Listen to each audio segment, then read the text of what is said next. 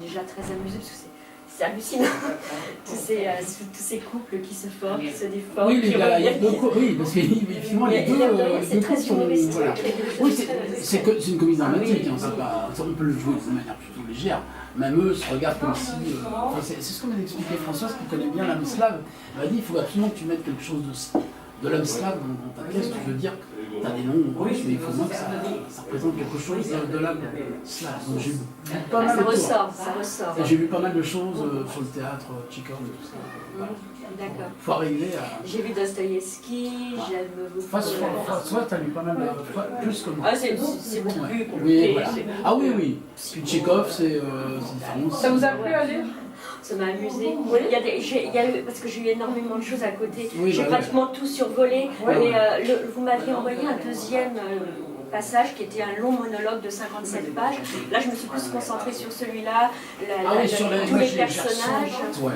Quand ils apprennent, enfin, ils se sont déjà, il a déjà dit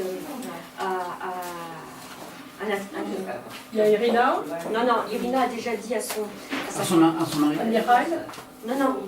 Ah. Oui, si, à Mireille qu'il avait trompé. Et qu'ils apprennent à un moment donné que les deux enfants respectifs ne sont pas... Ah oui, ça c'est burlesque. Oui, parce que... Et puis tout d'un coup, qu'ils prennent bien quand même. Oui, ils prennent avec un... Ça les arrange. Je pense qu'ils ça arrange aussi les enfants, puisque c'est embêtant. Et ils cachent une fureur impressionnante. Et qui gardent, parce que... Moi, ce que tu m'as dit, que c'était comme ça, dans une certaine tragédie, mais intérêt qui garde. L'absurde. Ouais, mais elle dit, il faut que tu mettes de l'absurde dans ta pièce, soit quand même léger quand même, sans être... C'est très très bien écrit. Ah, merci, c'était la deuxième pièce que j'écris. La première, c'est une pièce que j'écris en vers, de 5 actes, qui est antique, qui se passe en Égypte. Enfin, c'est l'histoire d'Abraham et de Sarah. D'accord. Donc, dans l'Ancien Testament, c'est 20 lignes, et j'ai fait 5 actes. Voilà, ça s'appelle La fiancée d'Abraham. C'est assez... là, c'est ce que c'est. Enfin, personnage comme ça. Vous avez bien respecté certains codes quand ils se parlent par leur prénom. Oui. Ça, c'est grâce à Françoise. Ça, c'est Françoise. Ça. Comme Petit Père ou Tovarich, je dis comme ça. C'est Françoise qui m'a beaucoup aidé, qui connaissait le russe, qui l'a parlé. Voilà. Donc c'est grâce à elle aussi que j'ai pu être plus russe dans le truc. Et on voulait même, notre projet, c'est aussi de le traduire en russe. Voilà. Faire comme si c'était une pièce russe traduite en français, qui serait traduite en français, qui serait jouée en France. Enfin, c'était une espèce de jeu, et vice-versa. Voilà, comme ça, avec un nom d'auteur qui serait russe, et puis dire, c'est une pièce russe qu'on traduit en français. Puis Pravda, c'est aussi le nom du journal. Oui, la Pravda, le journal, voilà. Journal communiste. Oui, c'est pour ça que j'ai dit ça. Et puis le nom aussi, c'est le nom d'une vodka aussi. Là, je ne savais pas. Ça fait parler peut-être l'alcool aussi. L'alcool fait parler. Donc ça, je vais dire la vérité. Paris. Bon. On a eu 23. En même temps, je voulais que les héros soient plutôt des femmes. Parce que finalement, dans la pièce, c'est plutôt les femmes qui mènent les hommes et l'inverse. Et non pas l'inverse. C'est vrai. C'est Irina. Ouais, voilà, c'est ça. Donc je voulais absolument faire ça. Et voilà. Et donc, elle se jouerait quand, cette pièce? Vous avez l'intention de faire on va faire une... Alors, oui, pour le moment, en fait, ce qu'on veut organiser, c'est une lecture. D'accord, c'est juste une voilà, lecture. pour le moment, c'est juste une lecture. Donc, on voudrait faire à la rentrée. Alors, on s'est dit en septembre, mais sans avoir encore réservé le théâtre ni la date. Pour ça, ça reste à faire, mais on voulait commencer par que ce soit incarné et qu'on ait trouvé avec qui faire ce projet.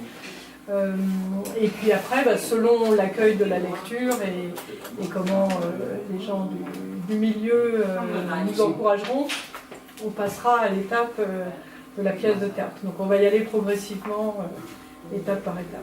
Voilà.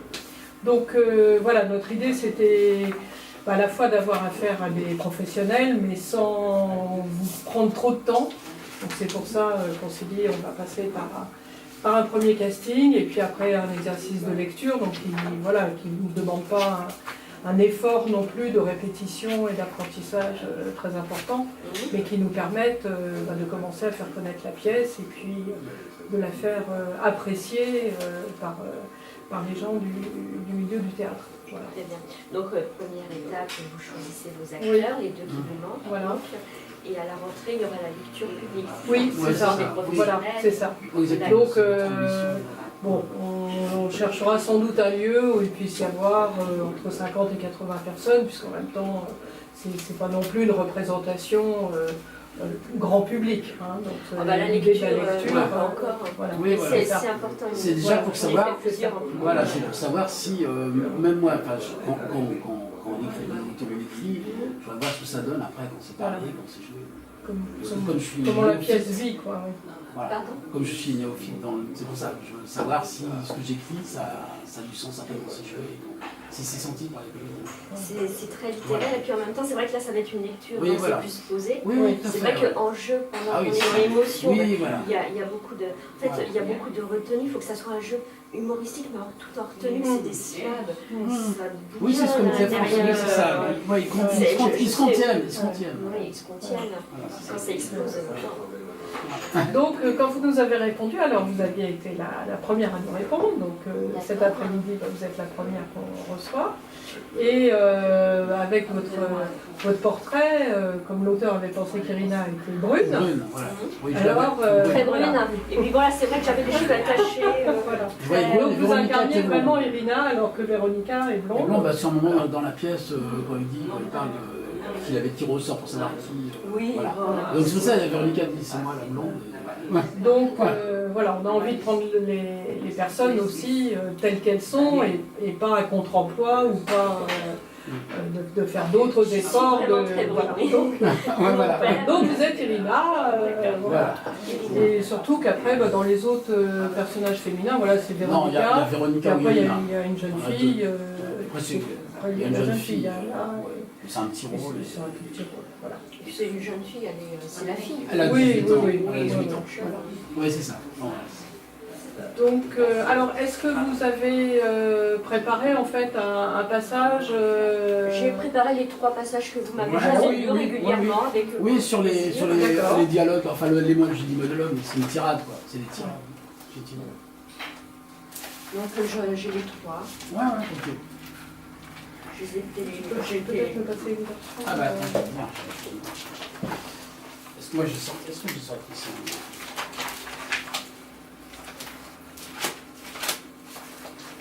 Ça c'est moins bon, ça c'est ah, là il y a rien, c'est ça. Et moi j'ai sorti comme ça, il y a ça aussi sur Irina, cela. Vous les voyez, cela, vous l'avez fait, vous l'avez regardé celui-là. Ça c'est juste des tirades. Je l'ai pas lu celui-là. Bah, là c'est juste j'ai sorti les monologues qu'elle a dit ou les tirades qu'elle a dit. C'est marrant parce que je l'ai pas lu ça. Ouais, c'est bizarre. Ah ouais, bah écoutez, je sais pas. Moi j'ai eu lisez des choses que vous avez préparées ou vous êtes parce qu'en fait c'est pas que je veux pas lire. Non, mais c'est vrai que là on vous prendre par surprise non plus, c'est pas bien. Je crois qu'on a eu un moment donné, on s'est dit est-ce qu'on a bien envie de j'ai le monologue donc avec Irina Mihaek. Ah oui. Oui. Le premier, où il dit qu'il a un truc à lui dire puis qu'elle ah oui, c'est bien ça. Oui. Voilà. Oui, voilà. J'ai voilà, il y a les 3 personnages, Irina, Vassili et Véronica Mihaek. Il faut qu'on puisse donner la réplique. Et celui de Irina et Véronica qui est aussi charmant. Moi celui que... Allez-y, comme ça je vais vous... Je sais pas. Donne une version du... Je veux bien commencer par celle de Véronica et Irina. Celle que vous aimez. Véronica et Irina. Je les aime toutes en fait. C'est l'acte 2 ou 3. C'était très plaisant d'écrire des textes très bien écrits comme ça. C'était l'acte 2 ou 3. C'est l'acte 3, Véronica et Irina. Acte 2, scène 3. Ah oui. Irina, Véronica. Ouais, elle dit cette discussion aura eu du bon, je crois bien qu'il va pouvoir maintenant se réconcilier. Après, il y a le trio. Non, version 4. C'est plus compliqué. Ah, tu veux faire ça là. Et après, il y a Irina et Mikhail. C'est le 3, je sais pas si. Là, tu l'as vu. Non, dans l'autre sens. Comme ça. Encore. Ok. On va faire voilà, scène 3. Tu veux faire oui, je vais faire Véronica. Vous voulez faire les deux ou... Moi, je vais bien faire les deux. C'est peut-être compliqué, non? Moi, les deux, je veux bien faire les deux. Non, faites. Comme vous voulez. Oui, a priori, oui.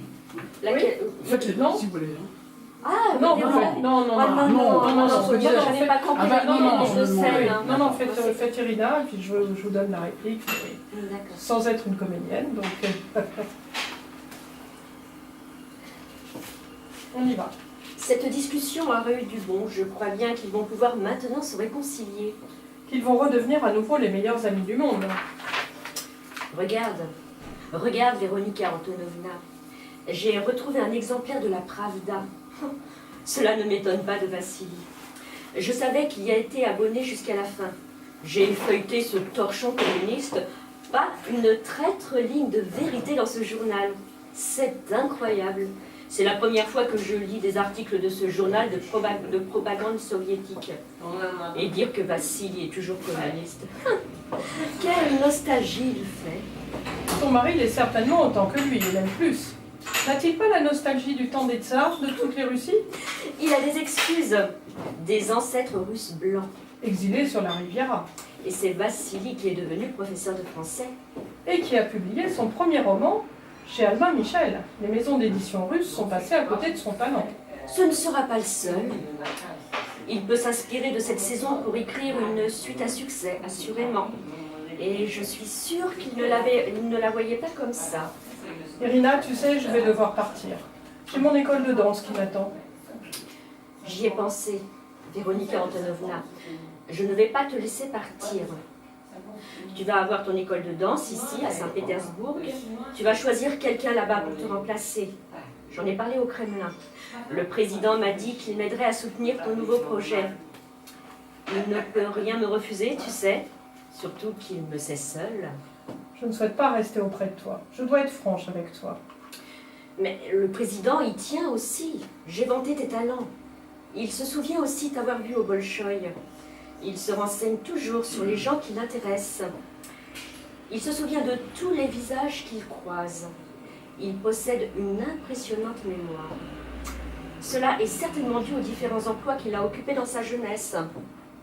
Tu vas rester, dit. Pour moi, je le veux. Ce n'est plus possible maintenant. Tu vis seule, sans mari. Eh bien justement, tu es seule, toi aussi, comme moi, et sans mari. Qu'est-ce qui t'en empêche? Ce qui m'en empêche? Ce qui m'en empêche? Rien sans doute. Et pourtant non, pas rien. Et plutôt oui, tout. Tout puisque je t'aime. Oh, excuse-moi Irina, je n'ai jamais eu d'amitié pour toi. Je n'ai que de l'amour. Depuis le début de notre rencontre, je n'ai fait que te mentir sur mes sentiments. Je t'aime tellement, je t'aime comme Jean aimait Jésus. Pardonne-moi. Jean aimait Jésus, je ne sais pas, moi, je n'ai jamais lu la Bible. Et Jésus aimait Jean. C'est dans le Nouveau Testament. Et si tu es Jean, je suis donc Jésus? Non, moi je suis Jean. Et je ne peux pas rester parce que tu n'es pas Jésus. Mais pourquoi ne pourrais-je pas être Jésus? Moi je t'aime, Irina Petrovna. Toi, Irina Petrovna, tu ne m'aimes pas. Adieu. Je n'aurais jamais dû te dire la vérité. Adieu. La vérité, mais qu'est-ce que la vérité? Attends, Véronica Antonovna. Et si je... Prête à quoi? Et si j'étais prête? Prête à quoi? Désolée. Je ne savais pas, moi, que tu m'aimais, que tu m'aimes d'amour. Tu ne m'as jamais rien dit. Alors que je suis ton amie, tu ne t'es jamais confiée. Tu ne t'es jamais ouverte. Si je m'en étais ouverte, je t'aurais séduite. Je n'ai jamais aimé les hommes, ni mes maris. Je les ai subis par amour pour toi, pour rester près de toi, pour que tu sois ma confidente, ma plus grande, ma plus belle amie. Tu vois, j'ai réussi. Nous ne nous sommes jamais quittés vraiment. Il n'y a que moi qui sache tout de toi et je ne t'ai jamais trahi. Ainsi donc, tu es amoureuse de moi, Véronica Antonovna. De quelle sorte d'amour est ton amour pour moi? Mon amour est patient, il est plein de bonté. Mon amour n'est pas envieux. Mon amour ne se vante pas, il ne s'enfle pas d'orgueil, il ne fait rien de malhonnête. Il ne cherche pas son intérêt, il ne s'irrite pas. Il ne soupçonne pas le mal. Il ne se réjouit pas de l'injustice, mais il se réjouit de la vérité. Il pardonne tout, il croit tout, il espère tout. Il supporte tout. Mon amour ne meurt jamais. Ton amour, je le sens, pourrait toucher mon cœur. Mon amour pour toi n'est que douceur. Puis-je poser mes lèvres sur ta bouche pour la première fois? Mais que diront les gens de notre couple? Que disent-ils de celui que Catherine forme avec Laurent? Personne n'en sait rien. Faisons de même. Voilà. Voilà. C'est la déclaration. Voilà, c'est la déclaration. Très bien. Une femme pour une femme. Voilà. Accueillie par une femme. Voilà. Très bien, très bien. On fait un autre passage, un autre genre? Peut-être avec Mireille ou... Mireille? Ah oui. Ah, Mireille, c'est moi là. Parce que là c'était... C'est monsieur Mireille. C'est au début, je pense. Acte 1, scène 3. Irina Mireille. Ah, c'est quand il dit que... En fait, il va lui avouer que oui, ça alors... et elle le prend ça. Attends, c'est là? Il est à Véronica là. Ah, ça passe. Scène combien? Ah, parce que j'ai dû changer de truc. C'est ça, ouais. Scène 4. Ça commence comment? Moi, c'est nos amis te quittent quand j'arrive. Oui, c'est vrai. Ah, voilà, parce que en fait, j'avais... Ah oui, d'accord. J'y suis. Nos amis te quittent quand j'arrive. Ils avaient même l'air de fuir. Que se passe-t-il? Il se passe, Irina Petrovna, que j'aurais dit que je devais te voir en tête à tête, seul à seul. Oui, c'est un peu le principe, tête à tête et seul à seul, non? Tu sais, un couple devrait tout se dire. Mais Mikhail Alexandrovitch, n'est-ce pas ce que nous faisons déjà? Et puis, un tête-à-tête, nous en avons eu un il y a tout juste 1 heure. Il y a 1 heure, je n'étais sans doute pas prêt. Maintenant, je le suis. Un couple devrait tout pouvoir se dire. Et nous le faisons. Je suis étonnée. On se dit tout. On peut tout se dire et ce que nous ne disons pas souvent, toi et moi, on dit à l'autre qu'on lit dans ses pensées. Et si, pourtant, nos pensées n'étaient pas toujours aussi transparentes et que l'autre, toi ou moi, nous n'arrivions pas toujours à les lire? Tu penses que je te cache quelque chose, que je dissimule? Non, pas toi. Si tu veux tout savoir,